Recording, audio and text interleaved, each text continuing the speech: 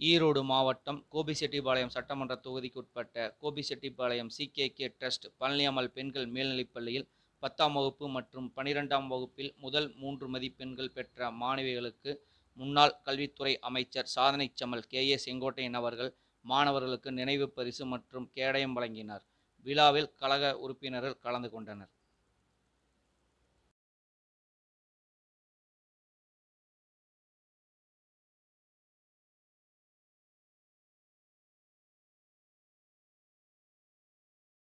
Sir, please accept our salute, sir. Pranab, give salute, salute.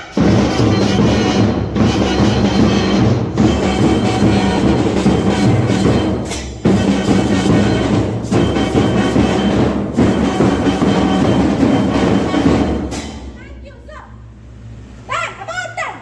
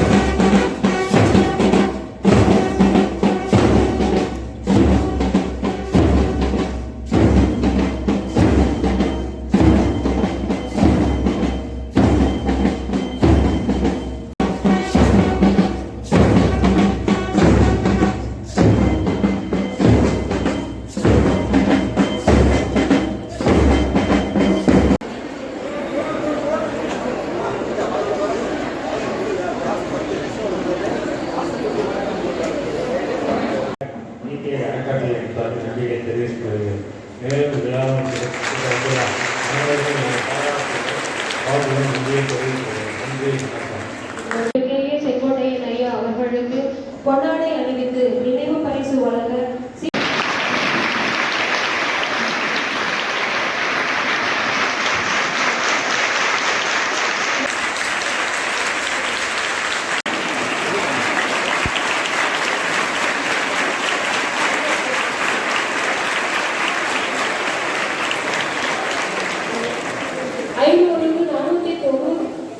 மதிப்பெண்கள் பற்றி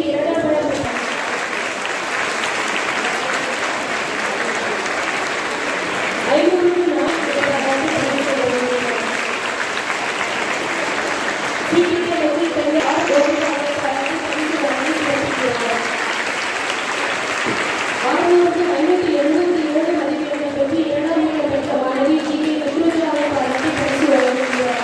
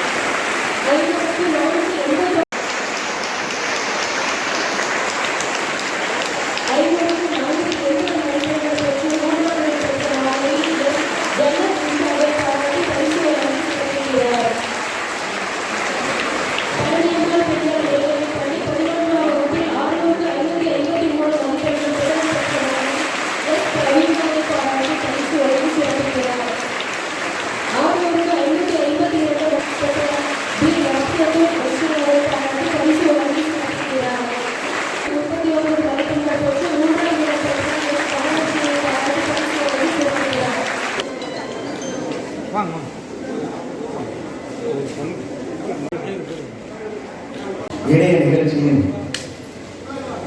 வரவேற்புரை நல்கியிருக்கிற முதல்வர் திருமதி கவிதா அவர்களே, சிறந்த நிகழ்ச்சியை நன்கு விளையாட்டிருக்கிற தலைமை ஆசிரியர் திருமதி மலர்வழி அவர்களை சிறந்த நிகழ்ச்சியை கலந்து கொண்டு இந்த நிகழ்ச்சிக்கு பெருமை சேர்த்து வருகிற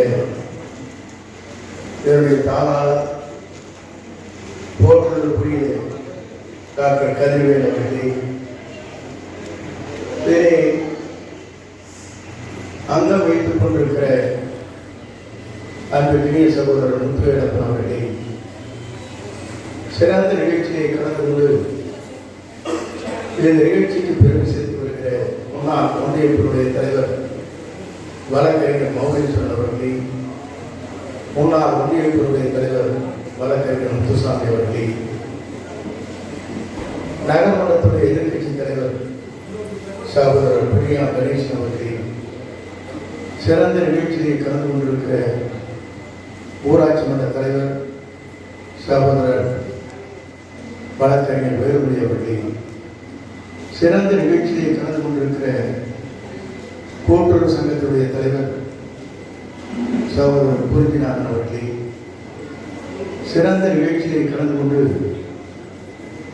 இந்த நிகழ்ச்சிக்கு பெருமை சேர்த்து வருகிற நகரமன்ற உறுப்பினர்கள் சென்னியப்பன் அவர்களே, தமிழ்ச்செல்வன் அவர்களே, பெரியசாமி அவர்களே, ராமன் அவர்களே, ராஜா அவர்களே, மணி அவர்களே, சக்திகுமார் அவர்களே, விஸ்வநாதன் அவர்களே, நரசிம்மன் அவர்களே, நவநீத கிருஷ்ணன் அவர்களே, பால் அவர்களே, கார்த்திகேயன் அவர்களே, பாலராஜ் அவர்களே, பிரிதிபா அவர்களே, ஜெயக்குமார் அவர்களே, மணிகண்டன் அவர்களே, மயில்ராஜ் அவர்களே, அருணாச்சலம் அவர்களே, ரமேஷ் அவர்களே, சக்தி கணேசன் அவர்களே, வாணிஸ்ரீ அவர்களே, நாகராஜன் அவர்களே, கரியமூர்த்தி அவர்களே, பிரகாஷ் அவர்களே, தமிழ்ச்செல்வன் அவர்களே, சிவகுமார் அவர்களே, இளங்கோ அவர்களே, வேலுமணி அவர்களே, செல்வம் அவர்களே, காளியப்பன் அவர்களே, சுரேஷ் அவர்களே, இந்த நல்ல நிகழ்ச்சியை கடந்து கொண்டிருக்கிற ஆசிரியர் பெருமக்களே, மாணவ செல்வங்களே, உங்கள் அத்தனை பேருக்கும் என்னுடைய பணிவான வணக்கத்தை முதலில் நான் தெரிவித்துக் கொள்கிறேன்.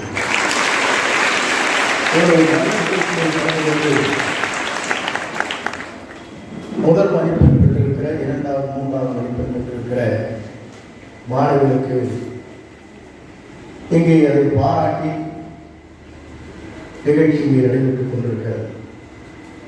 குறிப்பாக கல்வி என்பது எவ்வளவு முக்கியமானது என்பதை உணர்ந்துதான்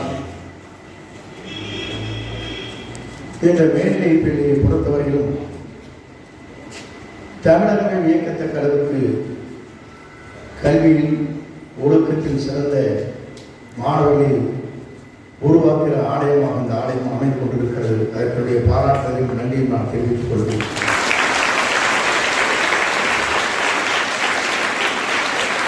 இந்த அறக்கட்டளையை பொறுத்தவரையிலும் CKK மெட்ரிக் பள்ளி, மேல்நிலைப் பள்ளி இங்கே இருக்கிறது.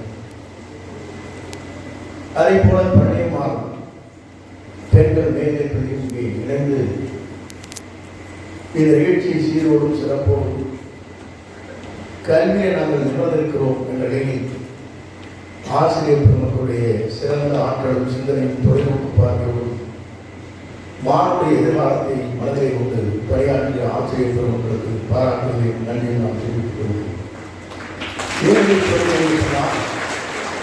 கடந்த காலத்தை நீங்கள் எதிர்பார்க்கின்ற போது ஒவ்வொரு தலைவரும் அதைத்தான் கூறுதல் வைத்து கல்விக்கு ஒரு முக்கியமான இடத்தை பெற வேண்டும் என்ற நோக்கத்தோடு தான் அன்றைக்கு பெருந்தலைவர் காமராஜர் அவர்கள் தான் பொறுப்பில் இருக்கின்ற போது எல்லோரும் கல்வியை கற்க வேண்டும் நோக்கத்தோடு தான் 37,000 பள்ளிகளை, ஆரம்ப பள்ளிகளை கிராமம் தோறும் உருவாக்கினார்.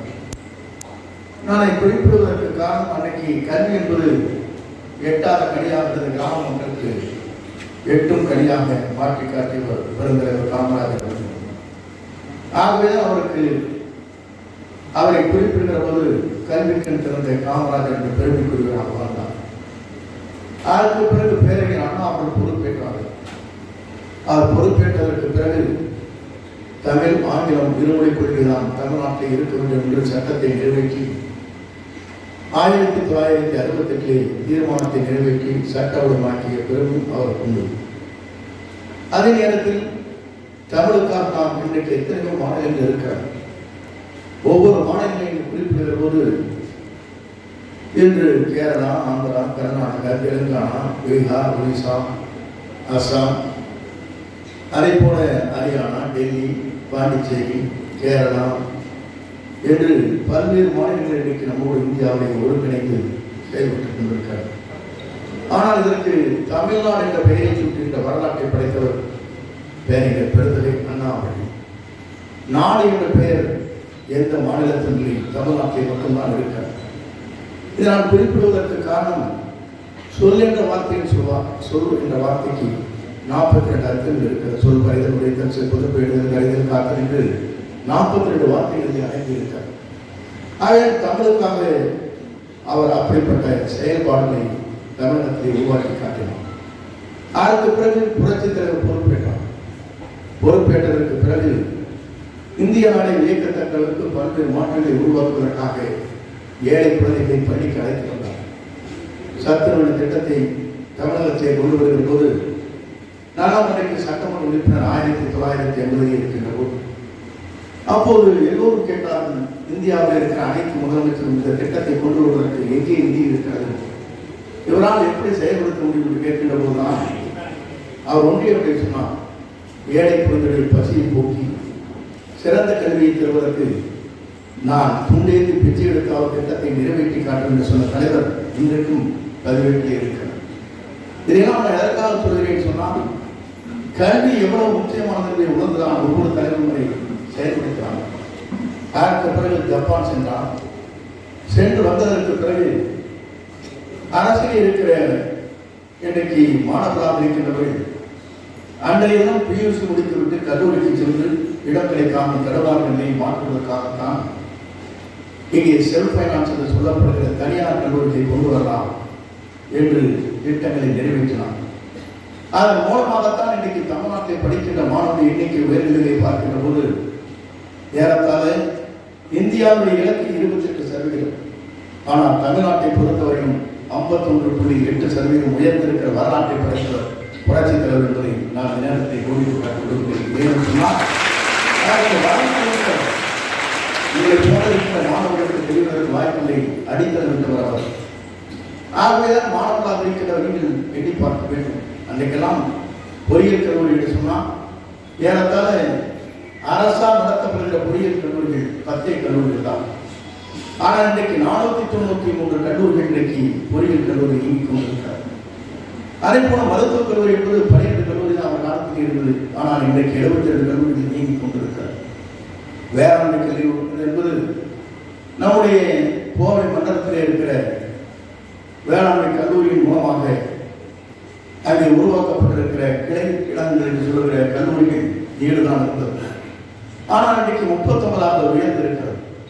இதையெல்லாம் நான் எதற்காக சொல்கிறேன் சொன்னால், படிக்கின்ற மாணவர்கள் எதிர்காலத்தை மனதில் கொண்டுதான் இன்றைக்கு கலை அறிவியல் கல்லூரிகள் தமிழ்நாட்டில் இன்றைக்கு எண்ணி பார்க்கின்ற போது ஏறத்தாழ 172 கலை அறிவியல் கல்லூரிகள் இயங்கிக் கொண்டிருக்கிறார்.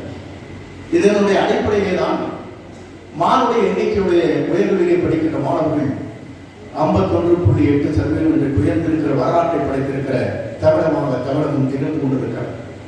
இதையெல்லாம் நான் குறிப்பிடுவதற்கு காரணம், ஒவ்வொரு தலைவரும் சிந்தனை ஓட்டத்தோடு எதிர்கால மாணவர்களுடைய எதிர்காலத்தை மனதில் கொண்டு பல்வேறு திட்டங்களை நிறைவேற்றியதன் வாயிலாக இது போன்ற நாம் படிக்கின்ற மாணவ உயர்நிலையை 8ஆம் கடியாக இருந்ததை 8ம் கடியாக மாற்றி காட்டியவர் தலைவர் என்பதை நான் நேரத்தை குறித்து காட்ட விரும்புகிறேன். அதற்கு பிறகு புரட்சித் தலைவர் அம்மா பொறுப்பேற்றார். இருக்கிற மாணவர்களுக்கு தெரியும், நம்முடைய அரசின் சார்பாக பல்வேறு திட்டங்களை நிறைவேற்றுகிற போது 14 விடைகள் நாம் வழங்கினோம். அதில் 2 முக்கியமான ஒன்று, அதிலே நாம் மிதிவண்டி வழங்குகிற திட்டம், லேப்டாப் வழங்குகிற திட்டம் இந்தியாவிலே முதல் முறையாக தமிழ்நாட்டிலே நிறைவேற்றப்பட்டது. ஏறத்தாழ மிதிவண்டி வழங்குகிற திட்டம் இன்று வரையிலும் 79,34,000 பேர் வரையிலும் இன்று வரையிலும் மிதிவண்டிகள் வழங்கப்பட்டிருக்கிறது. ஒரு காலத்திலே மிதிவண்டி என்று சொன்னால் நாம் தேடி பார்க்க வேண்டிய நிலையை மாற்றி உங்கள் வீட்டை ஒப்படைத்து ஒரு வரலாறு படைத்தவர் அம்மா என்பதை நான் நேரத்தை கோடிட்டு காட்ட விரும்புகிறேன். சொன்னால் மாணவர்கள் எதிர்பார்க்க வேண்டும். பேருந்திலே பயணம் செய்வதற்கு இலவசமாக பேருந்து இருக்கிறது, பஸ்கள். அதே போல மாணவர்களாக இருக்கின்றவர்கள், பெண்களாக இருக்கின்ற உங்களை போன்ற மாணவர்களுக்காக பெண் குழந்தை பிறந்தால் என்ன செய்வது என்று தடமாறுகிற போது வைப்பு நெஞ்சாக 50,000 ரூபாய் 2 பெண் குழந்தைகளுக்கு 1 லட்சம் ரூபாய் வழங்க திட்டத்தை அறிவித்தார். அதுவும் மட்டுமல்ல, தடுமாறி கொண்டிருக்கிற குழந்தைகளாக இருந்தால் பெற்றோரை இழந்து விட்டால், தாயோ தந்தையோ இழந்து விட்டால், அவர்களுக்கு 50,000 நிதியை வழங்கி தொடர்ந்து அவர் கல்வியை முன்னேற வேண்டும் நோக்கத்தோடு திட்டங்களை நிறைவேற்றார். தாயும் தந்தையும் வந்துவிட்டால் 75,000 என்ற திட்டத்தை அறிவித்தார். நாங்கள் இருக்கிற போது அதைத்தான் கொண்டு வந்தோம். 1 லட்சம் ரூபாய் ஏதாவது விபத்து ஏற்பட்டால் உடனடியாக 24 மணி நேரத்திலே இந்த குழந்தைகளுக்கு தர வேண்டும் என்ற திட்டத்தை நாங்கள் வகுத்தோம்.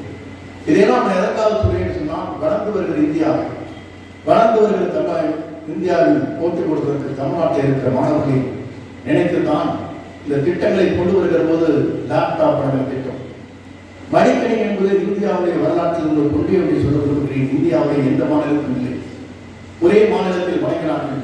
அதுவும் ஐஏஎஸ் என்று சொல்லப்படுகிற உத்தரப்பிரதேசனுடைய அந்த முதல்வராக ஏறத்தாழ 36 வயதிலே அவர் வெற்றி பெறுகிற போது தமிழ்நாட்டுடைய திட்டமாக இருக்கிற மடிக்கணினி திட்டத்தை நான் தேர்தலிலே வாக்குறுதியாக தந்தேன். அதன் மூலமாக 75% மாணவர்களை இளைஞர்களை இழுத்தேன் என்று சொன்னார்.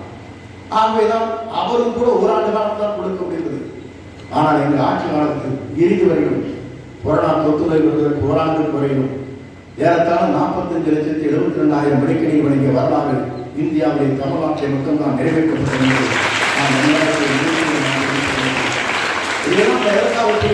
மாணவர்களாக இருக்கிற எதிர்காலத்தை மனதில் கொண்டுதான் இந்த திட்டங்கள் நிறைவேற்றப்பட்டு வருகிறது.